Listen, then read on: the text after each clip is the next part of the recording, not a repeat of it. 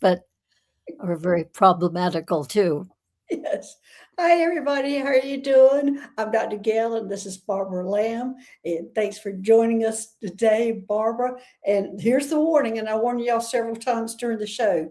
If you hear a beeping in the background, Barbara has a smoke detector that needs a new battery. And so Right. it's no big message that you're receiving. It is actually the background of her room, and it's very close to her. But let me introduce Barbara properly. She is an experiencer, a past life therapist. She's a UFO expert, and she's a crop circle researcher and lecturer. And she does extraterrestrial hypnotherapy and regression therapy. And today we welcome Barbara, who will be talking about some of her interesting cases that she has done on regression therapy, that will be talking about people's discovery of an extraterrestrial or alien past. But we're going to start off talking about the soul. And there goes the noise. So everybody, I'll say it periodically that that is a smoke detector in the background of Barbara. And we're just going to say it's a galactic message. So, all right, let me say hello. I see Gary for Grace is here, and Pingrumban. Oh, thank you for being here. Hey, son of what? Thanks for joining us. And so, Barbara, you want to take off and start talking about the soul is what you want to talk about first, which this will be interesting coming from your perspective of having so many sessions behind you and so many people who are under that can express the information about the soul. So I'm interested to hear this. Okay, well, first of all, about that chirp in the background, I've done a couple of regressions in the last couple of days, and I've suggested to the person being regressed that when he or she hears that sound, that's just a clue to go deeper and deeper into relaxation. Oh, there you And go. seems to have helped, that people have been able to do wonderful regressions, get lots and lots of good information, even with that distraction. So hopefully we will not be too distracted by that noise too until I can get that fixed.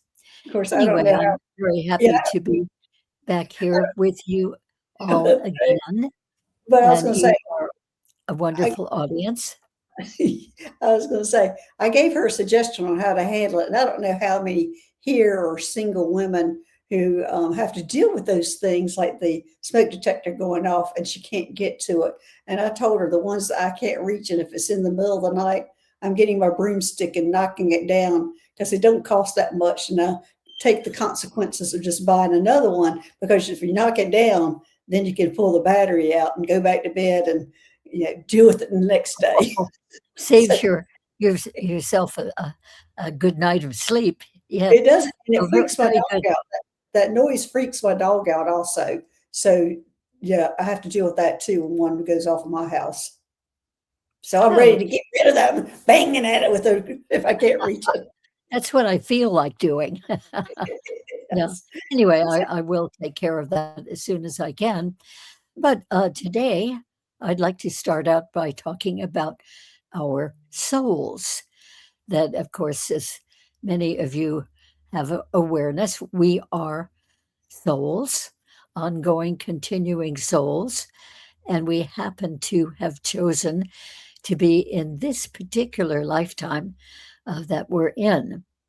And we'll be in it until it's our time to not be here in the physical body anymore. And we'll go back to life as the ongoing, continuing soul. So, in my work in regression therapy, I've heard a lot from people's souls in some of those instances and have gotten quite an interesting perspective about it. The soul has many more capabilities than I had been aware of most of my life. The soul can incarnate in a number of different kinds of realms and as various types of beings. let me So, interrupt you there for just a moment, Barbara. I'm going to excuse myself for a minute because my dog is hearing your smoke detector. So I'm going to put her out because she's freaking Oh, out right now. So I'll be right back. Okay. okay. And I will just continue in the meantime. Sorry about the chirp disturbing the dog. It's disturbing me too. But anyway, the soul has the ability to incarnate in all kinds of different realms. Right now, our souls have chosen to incarnate into a physical, three-dimensional realm, which we call Earth, planet Earth. But the soul can also reincarnate into other non physical realms. In other words, other dimensional realms. And indeed, some people I have done regressions with have had visitors from that non physical realm. So they see that there is somebody there in the room with them, but it's kind of like a glowing light with sort of a human shape in general, like a tall oval. Um, and it may be radiating some light, may have just a very faintly defined outline. But anyway, that's some of the ways that people will actually see other dimensional beings who are visiting them. And the soul can also experience on a whole variety of other planets as other types of beings. So the soul isn't just always incarnated as a human being, although I think that many of us listening to this have probably had many, many, many lifetimes as a physical human being on Earth. In the regression work, however, it's come up on a number of occasions that the person goes back to an experience that their soul had had as an extraterrestrial being on a whole different planet. And those have been really fascinating regressions from my point of view and from the point of the view of the person experiencing them as well. So this began to happen in my earliest days of doing regressions. That was back in 1984. And I was being trained for 5 years to be a past life regression therapist. So, in my regular psychotherapy practice, with a few people, the issue that they seemed to be mainly dealing with just didn't seem to have any source that we could determine to clear up the problem at. So I thought, well, as an experiment with one of my female clients, I thought, well, why not do a regression and see where this persistent habit of anger came from? And she'd be angry almost all of the time. And of course, it was getting in the way of her relationships at work, at home, and just socially. So we did a regression to the source of her persistent anger. And what came up, to my surprise and her surprise, was that she found herself to be a very drab, gray brown being, not a human being.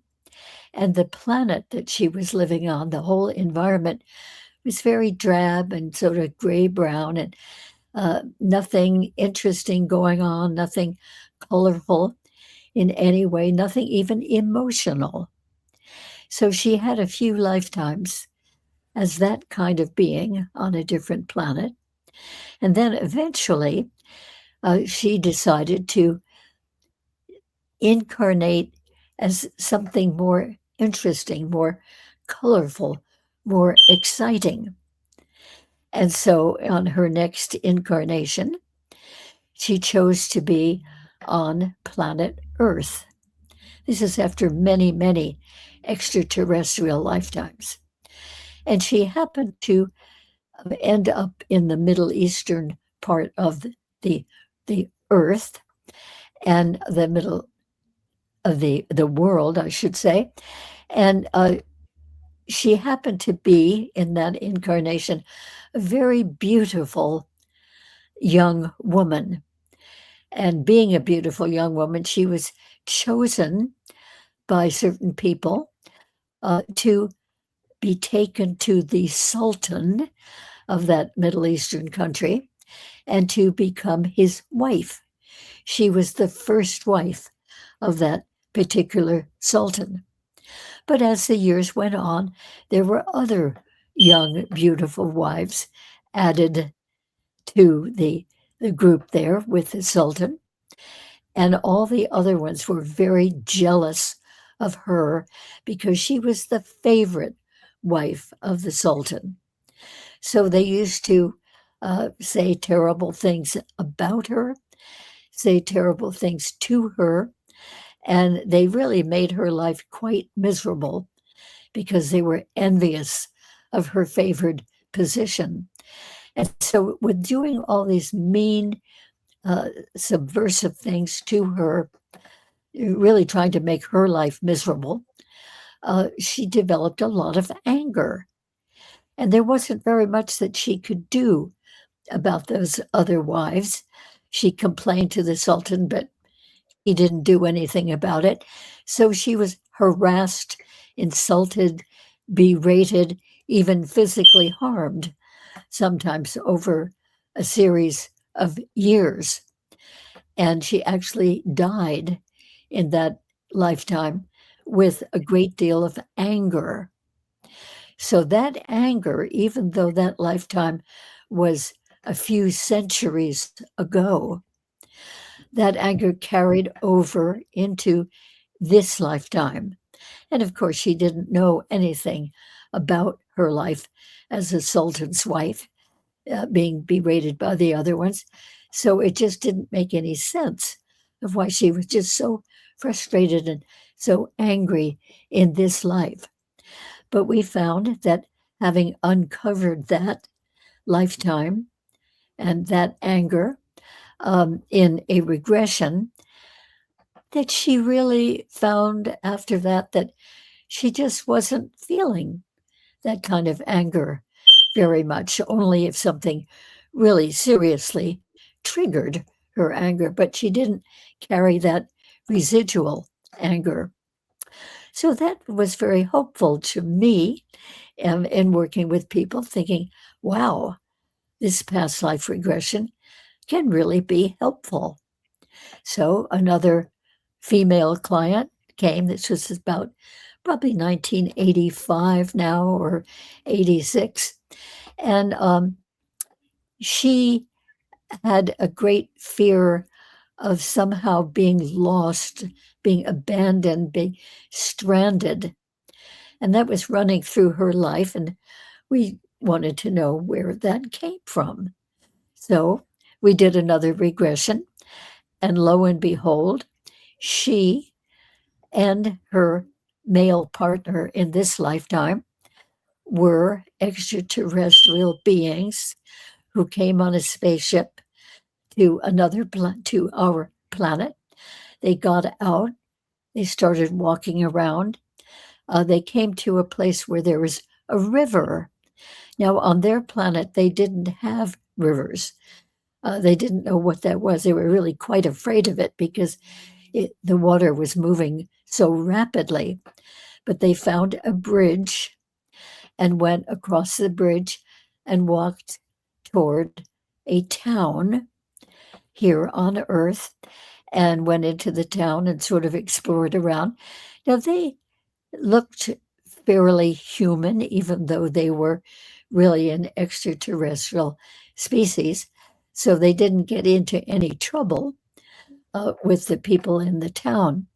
But when they wanted to go back to their spaceship again, for some reason they just could not find that bridge or any bridge over the river. So they went into the river hoping that they could walk through that water. But unfortunately, they were not able to. They were swept away, they were drowned, and they died right here on Earth. And that seemed to carry over for many lifetimes, so that this young woman I was working with uh, had that fear of being lost, being stranded, uh, being out of familiarity. And when we did that regression, and I gave her some suggestions about releasing all of that fear and releasing that lifetime, she did much better in her life. Then there was another woman from Chicago who did a regression with me again in the 1980s. And she went back to an experience of having been a sphere of light, of a really different type of being. Oh, sphere, like SPHERE, sphere of light. A sphere of light, a Okay. big round sphere of light on a planet where all the other beings were spheres of light, and they would just sort of float around and interact with each other and doing whatever they were doing. And when their energy in their sphereness, when their energy began to weaken and diminish, they would simply float into what she described a building looking like a temple with columns, sort of like a Greek temple, although it was round.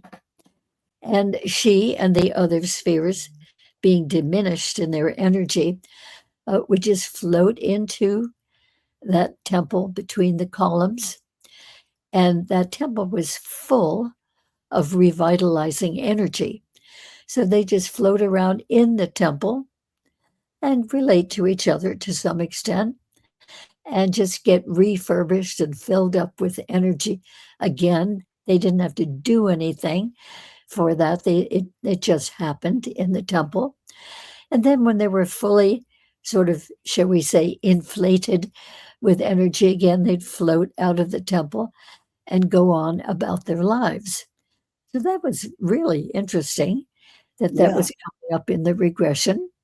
That woman had never ever thought of anything like that, nor had I. But anyway, it came to pass that as that lifetime went on, as the sphere of light, she was told by other spheres that she was going to be sent to a whole different planet, a whole different experience in which she would be a totally different kind of being. And they took her to a big round table that was sort of like a, a, a microscope or a telescope, I should say. And they looked far out into the distance in space to a particular planet, which they called planet Earth, and said that she would be sent to planet Earth. And along the way on the trip, she would be slowly changing into the appropriate kind of being for living on planet Earth. So we went through that whole transformation on her trip, and she could feel that her spherical shape was sort of shrinking, compacting in, and she became more physical in the ways that we are physical. And by the time she got to planet Earth, a long trip, she was in the form completely different. She was in the form of the beings that were already on planet Earth, who were sort of pre human, Did she being, come in almost as human, maybe Neanderthal possibly, and she was one of them. She had hair, a lot of hair on her so body and she didn't come upright. as an infant? She didn't come in Oh, as an infant, she came in as a full adult. what was that? She didn't come in as an infant, a baby, she came in as a No, full adult?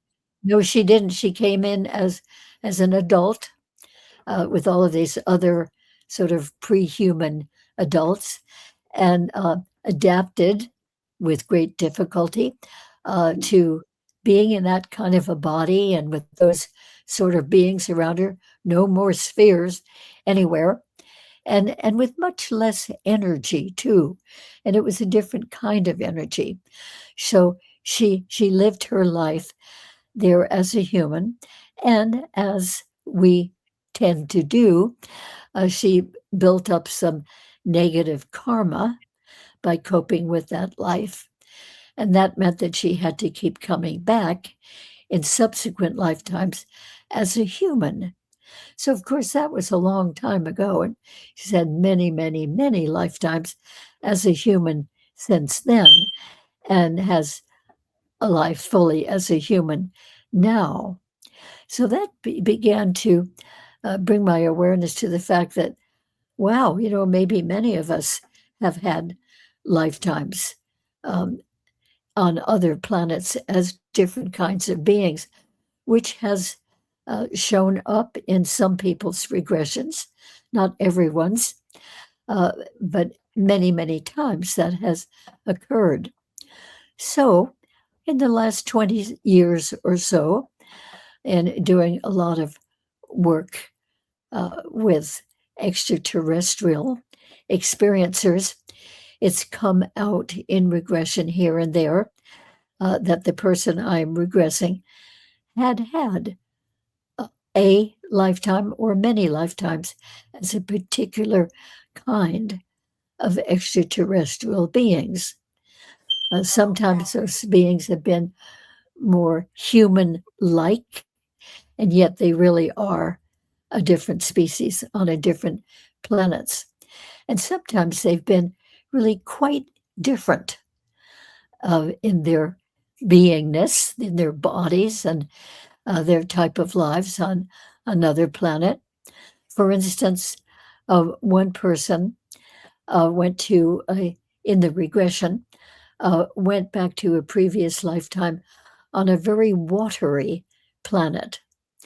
And this person I was regressing found himself, this was a man, found himself as quite a different kind of being, more like an amphibian being.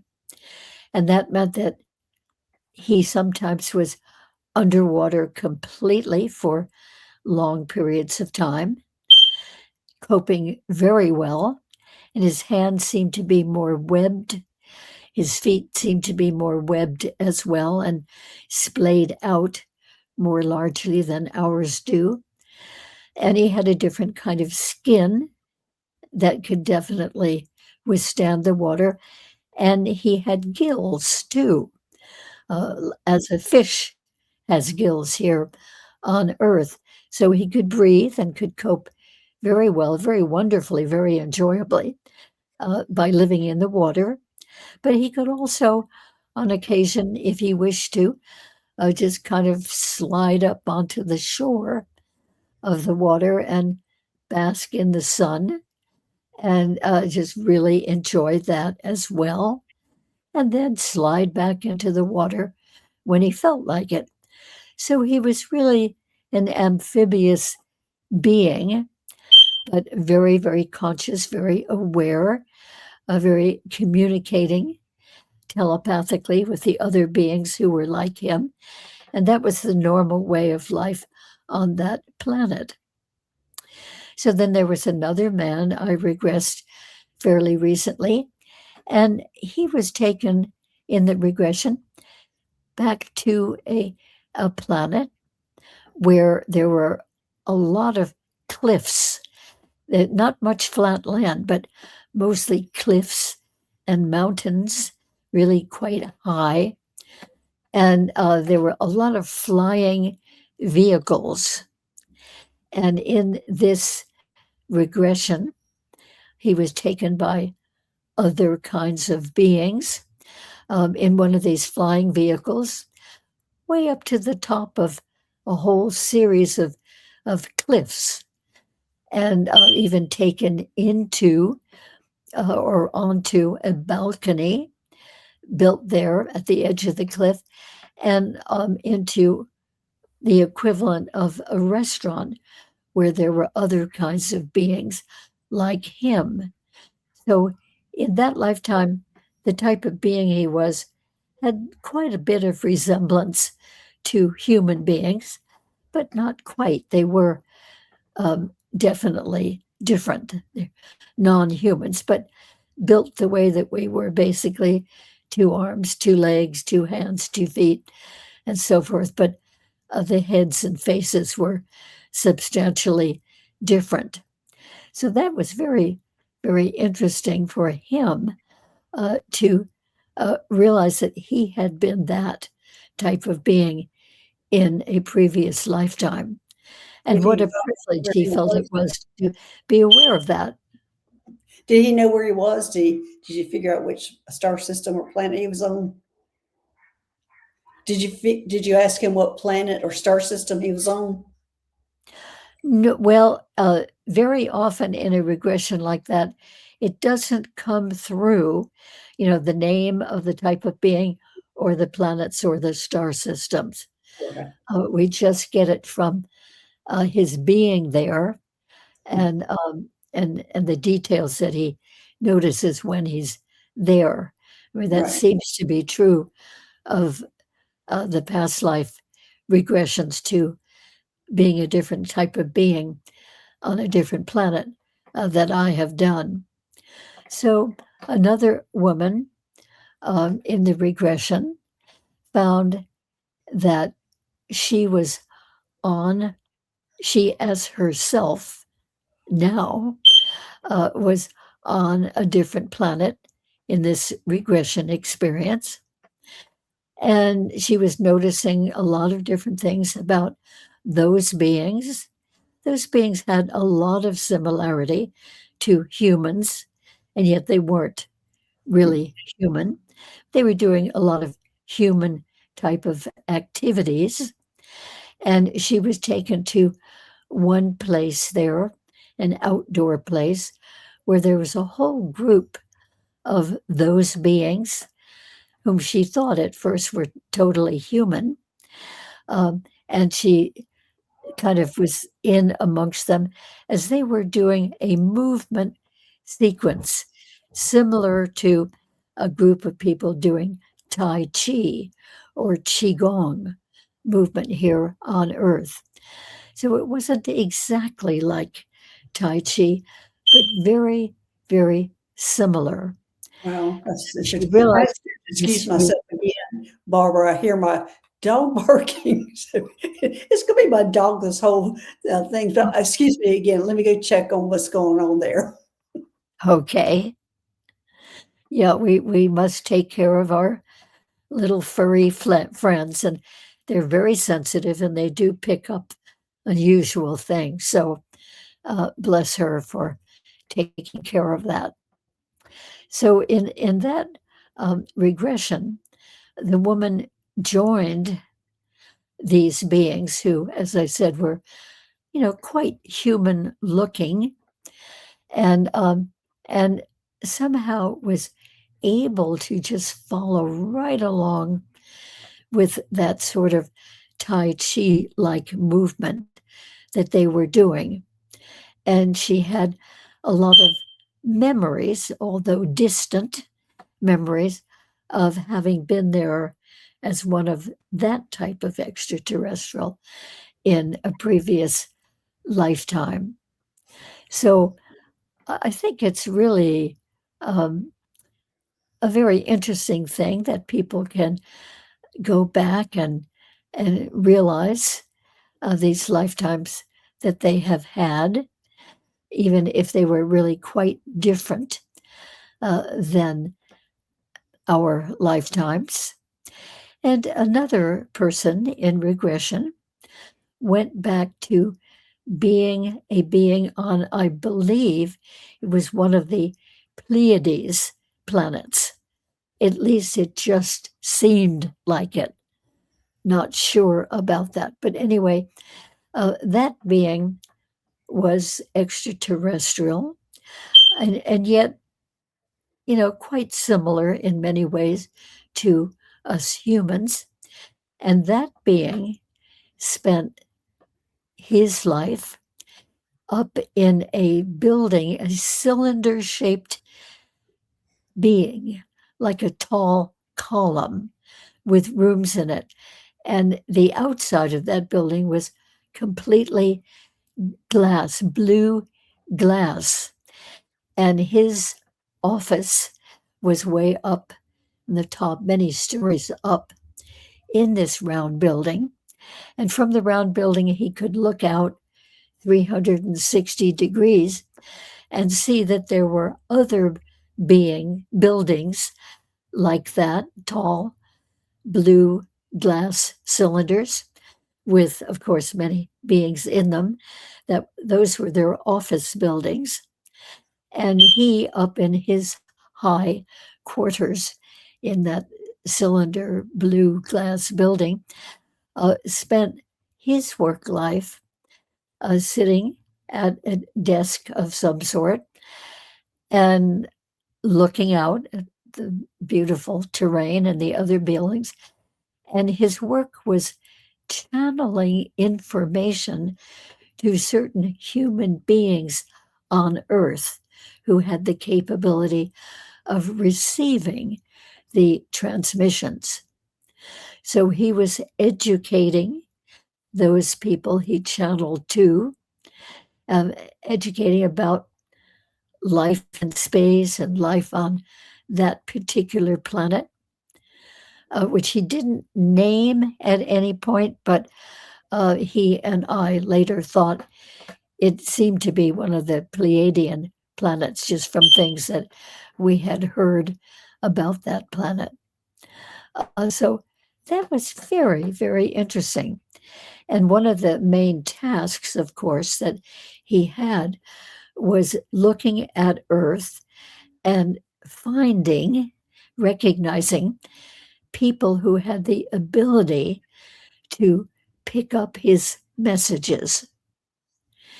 And he was able to adapt to speaking in English and just giving messages over the years to several different people.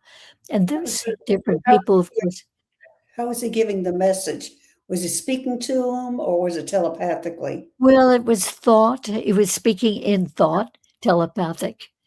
But the person here would pick it up, well, Mm, telepathically too, but pick it up as regular messages. right. So before that regression, um, I had heard a lot from people who had been receiving messages from somewhere. They didn't always know where the messages were coming from. But this was the first time that I had the experience of being vicariously on the other end, as one of the beings who did the channeling. So, depending on the person he was channeling to, the material would vary. Sometimes it was about his type of beings and other beings he knew of and had interaction with at times. Sometimes it was more about the cosmos. Sometimes it was about other dimensions of reality. The material that he channeled had a tremendous range of information. So that regression was very, very interesting to know about, to be aware of, that uh, this person had been one of those beings giving information. And by the way, that person uh, was able to receive messages and was doing that on a fairly regular basis.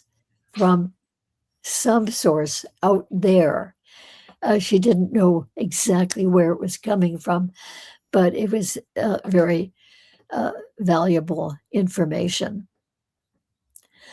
So I'm wondering if there are any questions about this that any of you might have before we go on. I had, let's see, I think, let me find one here.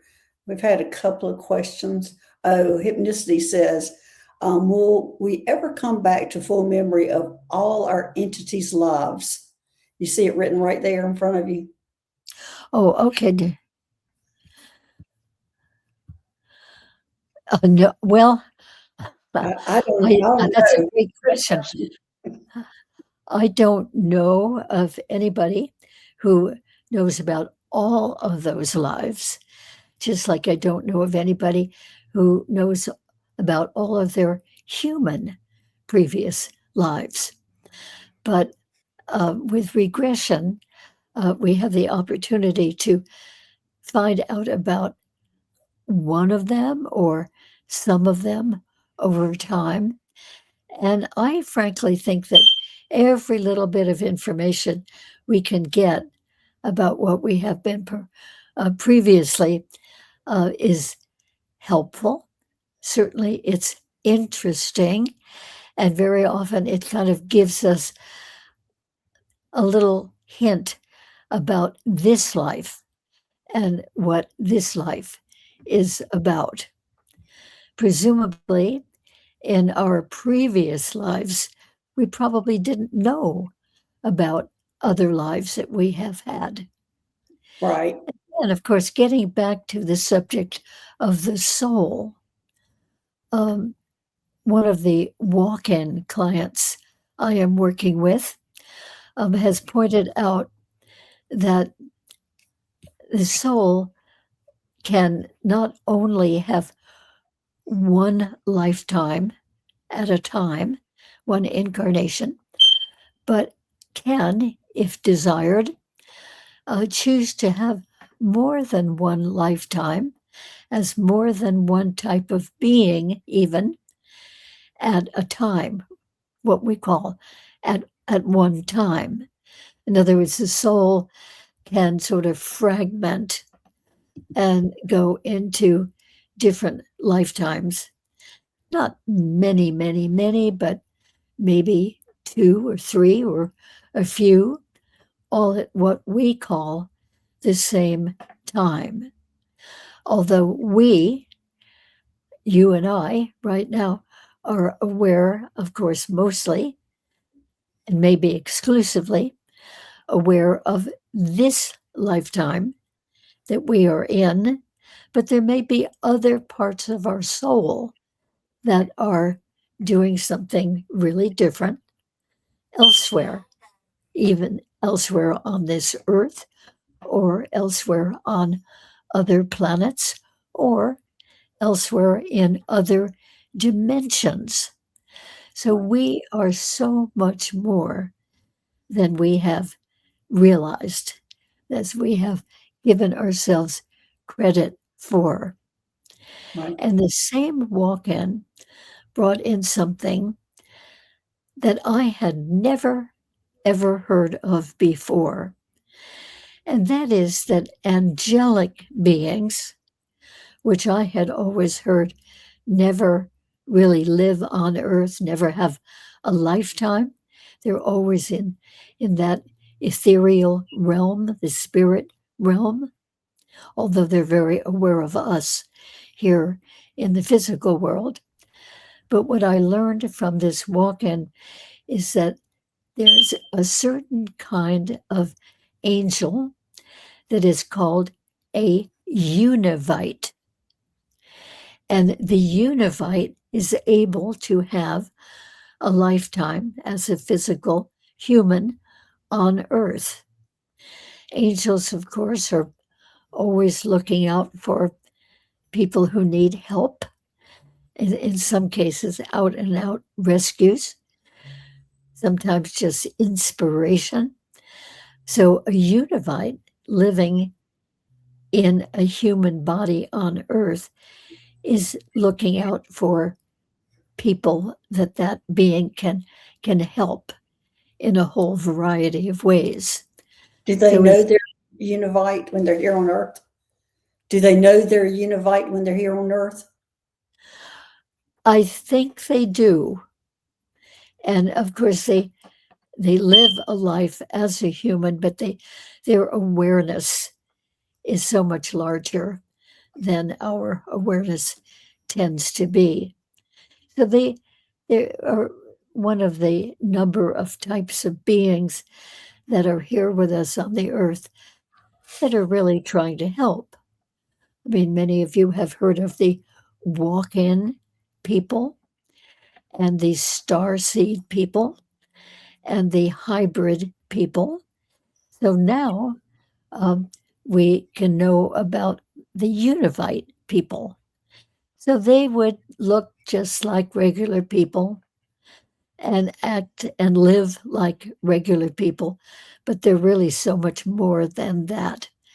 And they have chosen to have an incarnation as a regular human being in You order know, to be right here amongst us all the time, aware of where there are needs, do they wants. have families? Do they marry, have children, or do they isolate themselves? I can't imagine if they know what they are and they have an angelic being. I would think it'd be difficult to marry unless they married another Univite. That would be quite difficult to do or have that kind of Right. interaction.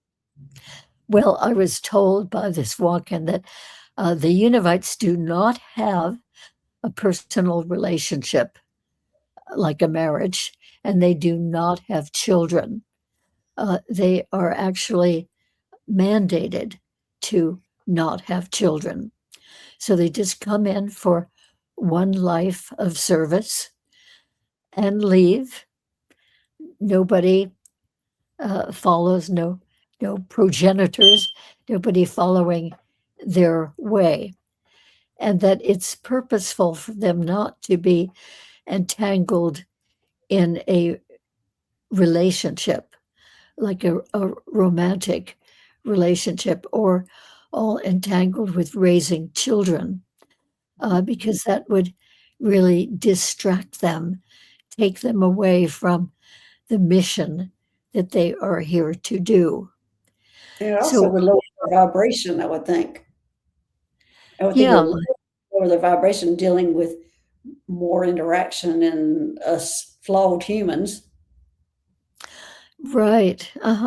So it seems to me that that's quite appropriate. They're here to help, and they not get all entangled in a relationship or having children, because Right. that is a huge task in itself, to have children, and would be quite distracting of the mission to just be here to just go around and be aware of where help is needed and step in and help and then step out again. Right. All right. Well, let's see if we have any more questions here. I found this an interesting question, and I don't even know where to begin to answer this. This is from Leah. Can you tell how much star DNA a person has? I don't know, Well, Leah. I mean, I don't even know I where to begin with that. And, I go ahead. don't know. I don't know about that myself, how much star DNA a person has. However, um, one of the hybrid people I have worked with, a woman named Jacqueline Smith, she has the ability to know that. And she has the ability with her psychic skills um, to know about previous lifetimes as extraterrestrials that many of us have had. And she Well, that gives, would be different, the different lifetimes of extraterrestrials versus she's wanting to know how much DNA she has right now as a human person. Correct me if I'm wrong, Leah, but that's what you're asking, how much DNA is in your human body right now. Yes, I personally do not know about that. Um, and I'm trying to think what might be a reference for you. Again, I want to come back to the idea about contacting Jacqueline Smith, who is in Illinois. Anyway, she has the ability to do what she calls a star origin reading. And that means that she can tell a person what kinds of species, extraterrestrial species, they had been in previous lifetimes. So it turns out that if you have had a previous lifetime as an extraterrestrial being, chances are quite likely that you've had many lifetimes as extraterrestrial beings and as different kinds of beings in different lifetimes. She gave me a star origin reading back in 2015, and some of it still stands out quite vividly to me. She mentioned about 8 different extraterrestrial species that I had been in previous lifetimes quite a long time ago, because I've had many, many human lifetimes that I know about right here on Earth. But every time she mentioned a type of being that I had been, I just had a sense of bursting with light of recognition that there was something about that kind of being that I had particularly sort of opened up to, sparkled to, when learning about them. Well, And it there's turned out that I had actually been that type. right. There are people who do the starseed astrology charts, which is called something else now, and they can trace back your origin by looking at the planets and things of which planets you have reincarnated in or incarnated on, and actually what you were doing at that time on those planets. And you Ah, can order the starseed chart. I think you can order it for free. However, it's really hard to interpret, so you need to get a reading when you get one. And one of the people I know that does that, his name is Ursula. And I'm never going to remember her YouTube channel, but there's several of them that do that now. Originally, there was only 1 or 2 people I knew, but now there's quite a few people. But they trace back where all your origins are and what actually you were doing on each one of those planets at that time, which is real interesting. But the name of the person somebody's asking is, and Leah's saying she is in Illinois, but is Jacqueline Smith. And you should be able to find her easily on a website because she's not an unknown. I think she's pretty well known. So I think you're going to yes, find her pretty easily. Just the one that's connected with the extraterrestrials. I think it'd be pretty easy to find her. But that's how you can look it up, Leah. Just look up Jacqueline Smith. And that's the second time somebody's mentioned her to me today about what she did. And so anyway, but there's 2 avenues that you can look at. But I still don't think this is going to answer the question you're asking is all that's doing is telling you what planets you've been at and what you did on those planets, what lifetimes you've had as an extraterrestrial. But you're asking something I've never thought about before. It's like, how much does this human body, how much starseed DNA do I have in this body right now? Do I only have human DNA from a mother and my father, or how many people who got in the pot and added their DNA to that? I'm not real sure where you would find the answer to that.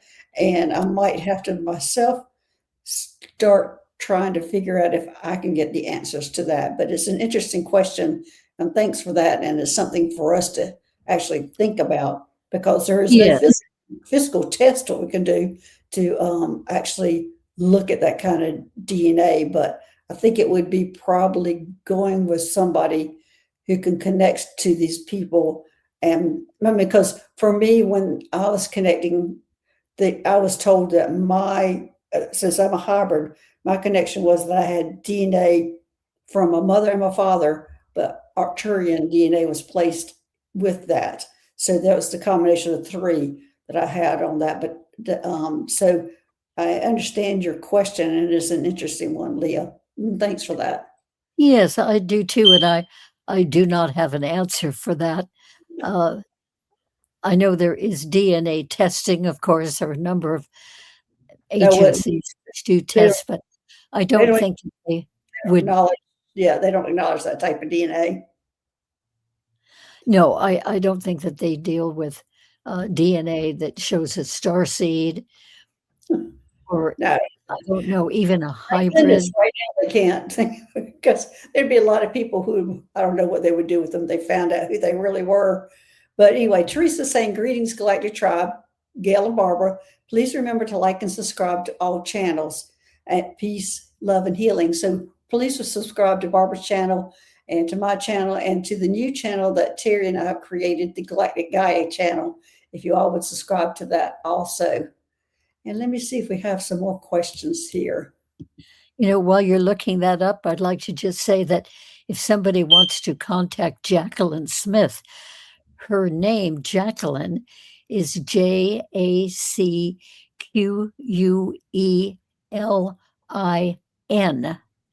Often Jacqueline has an E on the end, but hers ends with N, Jacqueline Smith. Okay, well, thank you. All right, this is a good question because I want to know the answer to this because I just found out about him today. I was talking to somebody else and they recommended me contacting him, and I don't know how to. But Barbara, did you regress Chris Bledsoe? I did. Yes, we did one regression a few years ago now. He came to California, San Diego, where I am, and we did a regression. And what a really nice man he is. And he's opening up so much for people, many people who are reading his information and hearing podcasts of him, just really opening up some of the anomalous things going on, which are very much part of reality. And yeah, he's very inspiring. I like Very. your picture, the Boston Terrier. So cute. You like what?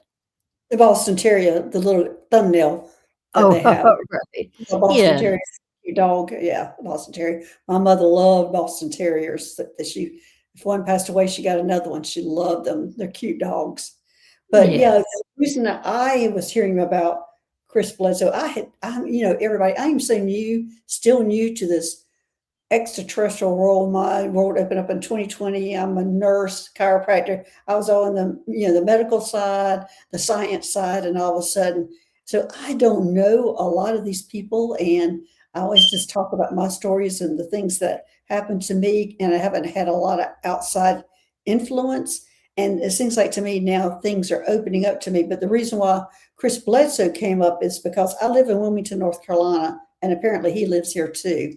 And that's why I was told that I needed to connect with him. So I'll see if I can get the Oh, information from you, Barbara, when we get off here. he has lots and lots of people coming to visit, and they like to be out there in his yard, his garden, and see the orbs of light that are very, very frequently there, and see the tree that was burned, and just talk with him. I mean, he's really a wonderful soul living with us here on Earth, So, doing a lot of good. all right, you're welcome. Smooth story time. Yeah, that's such a cute dog. Okay, well, let me see if there were any more questions. I think I had one more starred question here, Barbara. And we do appreciate your information. You're just so full of good information. I do want to add to when you're talking about the different lifetimes that people are experiencing. I was shown when I was living in Mount Shasta that we are all experiencing different lifetimes at the same time. And how they Mm, show to me is they showed me personally walking, and I had two rings around my head. They looked like halos, kind of too, but it wasn't halos. But they had two rings around my head with different color balls and different size color balls on my head going in opposite directions. And they said, and it was probably like 20 of them. And they said those were all my lifetimes that were happening at the same time that I was experiencing. And when they overlapped, whenever anyone, and there were small balls and big balls, and the small ones were kind of insignificant lifetimes, and the big ones were significant ones. And when they overlap, that's where the bleed through would come in to where you would remember that other lifetime that was going on at the same time. Oh, So that's what they showed me when I was in Mount Shasta, and they showed me just walking and these two rings going around my head the whole time that this was happening. So, but anyway, wow. here's I know. So that's what they told me. All these lifetimes are going on at the same time, and I'm going, "Ooh, that's a lot of lifetimes." Oh, it I'm would busy. be, No wonder I'm tired in the morning sometimes. I you know, think it would Delphi, be, she loves the show. Thanks, Delphi. it would be so confusing if we had awareness of all of that going on, just Yeah, like it would be just overwhelming if we remembered all of our past lives yeah. at the same time. You know, it's merciful, I think, that mostly we are aware of just this one. Okay, well, But here I comes think another. it's very interesting to hear about some of the other ones that we've had. Yes. Well, here comes And the another one, different and I types don't know of if you can beings. answer this because I haven't heard anything about this. It says, "Hello, dear Dr. Gail and honored guest Barbara. Has anyone heard from Linda Moulton? Please, she has been missing in action for a few weeks. Anyone know what's up? She was, she was talking about Antarctica. Oh, I don't talk about Antarctica. Linda Moulton out. Very rarely will I talk about Antarctica. Only a few rescue missions that I've been here, but that's kind of like a area that I don't go to. But do you know anything about what's happened to Linda Moulton Howe, Well, Barbara? I just heard a broadcast of hers last night, and which I think was quite recent. And I think she's doing well. She's just always exploring So new territory. that was a live broadcast. No, no, it was one that had been done a little while ago. Right. Okay. So let's see. I'm trying to read without my glasses. That's okay. Okay, one last question, and then it's time for us to go. Okay, will our star family reveal who they are to us and how we are connected to them? Remind us who we are. Well, I know who my star family is, so I'm not real sure. Barbara, maybe you can give a really good diplomatic answer on that one. Well, sometimes people can find out in regression. They can find out about their star family. Uh, Usually, they would get messages and sometimes even visits from members of their star family. Uh, they don't consider those abductions because they're very positive and the beings are very supportive and very, very loving of them. So sometimes people have some conscious awareness of contacts like that. And sometimes I've been able to help them experience more contact in terms of a regression, back to an experience when they had that contact. And many people um, just simply get messages in their own heads from beings and figure out after a while, oh, that must be their star family. All It's right. always very supportive and very positive. But I think the beings, the star beings, don't seem to have the need to be recognized as their individual selves. They just are working with the person inspiring the person, giving help, giving information. And, it's all right. It seems to be all right from their point of view to remain anonymous to the person while they're giving help. But we people tend to want to pin things down, don't we? And to Mm. know where is this message coming from and who is this one and what is this one like? Well, it took a while for them to reveal themselves to me because that's how I was receiving messages too. It was just who's sending me this message, but then eventually I was able to see them.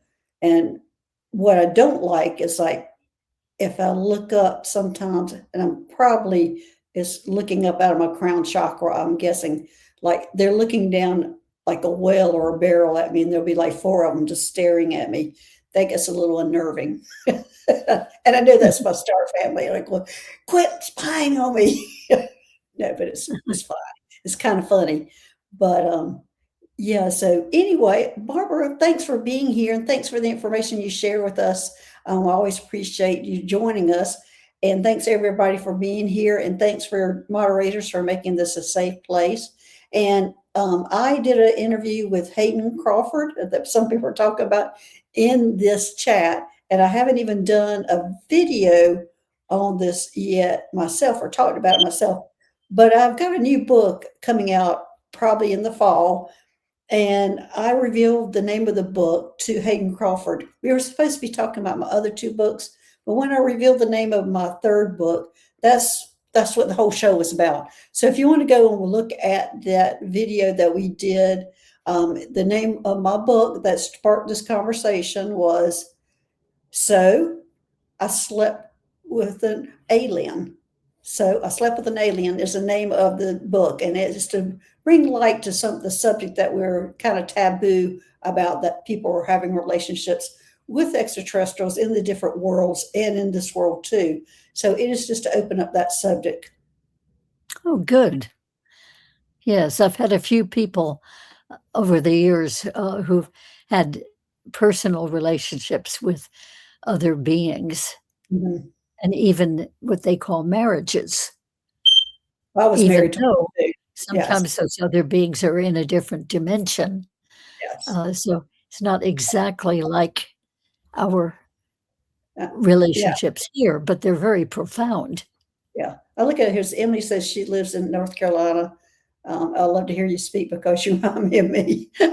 Yes, it really, I can't hide where I'm from, especially when I go on these different shows.